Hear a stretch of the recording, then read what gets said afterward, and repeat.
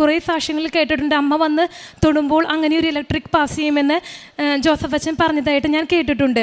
ഒരു യോഗ്യതയുമില്ലാതെ എനിക്ക് ഇങ്ങനെയൊരു വലിയ അനുഗ്രഹം ലഭിച്ചതിന് ഞാൻ വളരെയധികം കരഞ്ഞു വന്ന്. ഇത് ഞാൻ ഉടമ്പടി എടുത്ത് 15ാമത്തെ ദിവസം എനിക്കുണ്ടായ വലിയൊരു അനുഭവമാണ്. ഇതിന് ശേഷം എനിക്കുണ്ടായ രണ്ടാമത്തെ ഒരു അനുഭവമാണ്. ഞാൻ അമ്മയോട് അന്ന് പിറ്റേ ദിവസം ഞാൻ ഡെയിലി ബ്രെഡ് പ്രാർത്ഥനയുടെ സമയത്ത് പറഞ്ഞു, അമ്മേ, എല്ലാവരും പറയുന്നത് കേട്ടിട്ടുണ്ട്, സാക്ഷ്യങ്ങളിൽ ഞാൻ കേട്ടിട്ടുണ്ട്, അമ്മ പച്ച നിറത്തിൽ വന്ന് തൊട്ടു, നീല നിറത്തിൻ്റെ ഉള്ള ഒരു അങ്കിയാൽ വേഷത്തിൽ വന്ന് തൊട്ടു, അങ്ങനെയെല്ലാം പറയുന്നത് കേട്ടിട്ടുണ്ട്.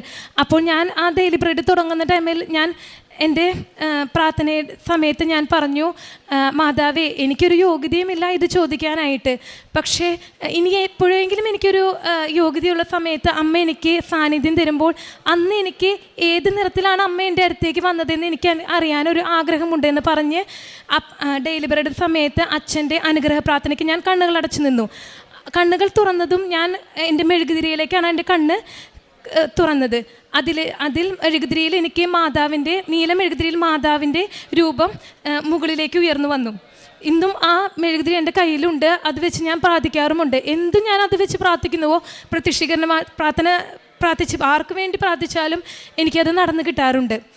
പിന്നെ എനിക്ക് 8 വർഷമായി കല്യാണം കഴിഞ്ഞ് ഞാൻ ഒരു മലയൊക്കെ ഉള്ള ഒരു ഭാഗത്തേക്ക് വന്ന് എനിക്ക് തണുപ്പ് തീരെ പറ്റുന്നില്ലായിരുന്നില്ല. കല്യാണം കഴിഞ്ഞ് പിറ്റേ ദിവസം തൊട്ട് തുടങ്ങിയ അലർജി 8 വർഷമായി എന്നെ പിന്തുടർന്നുകൊണ്ടിരിക്കുകയായിരുന്നു. എനിക്ക് തണുപ്പ് കൂടുന്ന സമയത്ത് എനിക്ക് സഹിക്കാൻ പറ്റില്ല. ചുമച്ച് ഞാൻ രാത്രികളിൽ ഉറങ്ങാറില്ല. അതുപോലെ തന്നെ മൂക്കിൽ നിന്നാണെങ്കിലും വളരെയധികം നീരുവെള്ളം വരാറുണ്ടായിരുന്നു. വലിയ വലിയ കഷ്ണം തുണികളാണ് ഞാൻ അതിന് ഉപയോഗിച്ചിരുന്നത്. ഇത് ഞാൻ പല ആശുപത്രികളിലും കാണിച്ചു. വലിയ ഹൈ ഡോസ് മരുന്നുകൾ ഞാൻ എടുത്തിട്ടുണ്ട്. ആൻറ്റിബയോട്ടിക്കുകൾ കഴിച്ച് ഞാൻ വളരെയധികം ക്ഷീണിച്ച് പോയിട്ടുണ്ട്.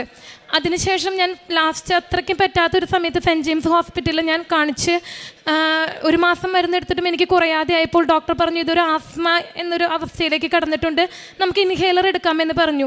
പക്ഷേ ഞാൻ ഭർത്താവിനോട് സംസാരിച്ചതിൽ പറഞ്ഞു, ഇൻഹേലറൊന്നും ഇത്ര ചെറുപ്പത്തിൽ ഉപയോഗിക്കേണ്ട, നമുക്ക് വേറെ വല്ല മാർഗം കാണാമെന്ന് പറഞ്ഞു. ആ ഒരു അവസരത്തിലാണ് ചേട്ടന് ജോലി വളരെയധികം കുറഞ്ഞതും ചേട്ടൻ മാതാവിൻ്റെ വലിയൊരു ഭക്തനാണ്. അപ്പോൾ ചേട്ടൻ പറഞ്ഞു നമുക്ക് ഉടമ്പടി എടുക്കാമെന്ന് പറഞ്ഞു. അങ്ങനെ ഞങ്ങൾ ഇവിടേക്ക് വരുന്നത്. അങ്ങനെ ഉടമ്പടി എടുത്ത് അന്നും ഞാൻ ആ പ്രദക്ഷിണത്തിൻ്റെ ടൈമിൽ ഞാൻ മൂക്ക് തുടച്ചിട്ടാണ് ഞാൻ ആ പ്രദക്ഷിണത്തിൽ നടന്നു വന്നത്. പിന്നീട് അത് കഴിഞ്ഞ് കുറച്ച് ദിവസങ്ങൾ കഴിഞ്ഞപ്പോഴാണ് ഞാൻ ശ്രദ്ധിക്കാൻ തുടങ്ങിയത് എനിക്ക് എൻ്റെ അസുഖം പൂർണ്ണമായി മാറിയത്. 8 വർഷമായി എനിക്ക് ഉണ്ടായിരുന്ന ആ അലർജി എനിക്ക്